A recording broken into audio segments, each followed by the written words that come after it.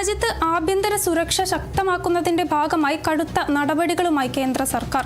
ഇന്ത്യയിലെ അനധികൃത കുടിയേറ്റക്കാരെ തിരിച്ചറിയുകയും നിയമപരമായ നടപടികളിലൂടെ അവരെ നാടുകടത്തുകയും ചെയ്യണമെന്ന് കേന്ദ്ര ആഭ്യന്തരമന്ത്രി അമിത് ഷാ വിവിധ സുരക്ഷാ ഏജൻസികൾക്ക് നിർദ്ദേശം നൽകി.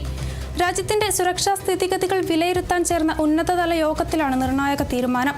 ഭീകരവാദ ശൃംഖലകൾ, ലഹരിക്കടത്ത്, അതിർത്തി കടന്നുള്ള നുഴഞ്ഞുകയറ്റം, സൈബർ കുറ്റകൃത്യങ്ങൾ എന്നിവയ്ക്കെതിരെ കേന്ദ്ര സംസ്ഥാന ഏജൻസികൾ കർശന നടപടി സ്വീകരിക്കണമെന്നും ഇന്റലിജൻസ് ഏകോപനം ശക്തമാക്കണമെന്നും അദ്ദേഹം ആവശ്യപ്പെട്ടു.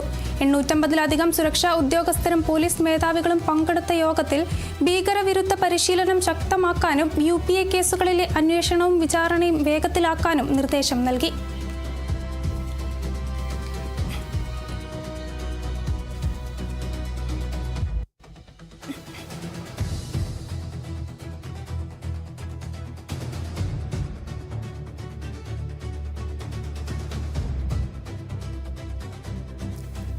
ആലപ്പുഴ കഴുവാറ്റയിൽ 67-കാരനെ കൊലപ്പെടുത്തിയ കേസിൽ